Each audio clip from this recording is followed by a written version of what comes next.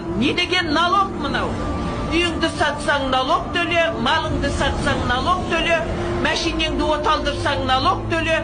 Енді ешқандай жейтін іштеңкелерің болмағаннан кейін енді қара халықты тонайын дедіңдер ма?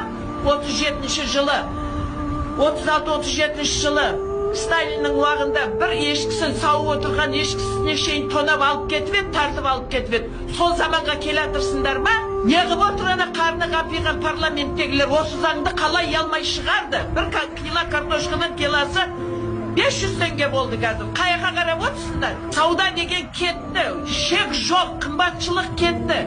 Тұрақтандыру деген болмай ма? Баяғыда прескурант деген болған, магазинде вермишельдің килосы мынандай, қанттың килосы мынандай. Сендер онақ нәрсені арзандатыңдаршы, онақ нәрсені тұрақтандырыңдаршы. Май, қант, шай, вермишель, күріш, сабын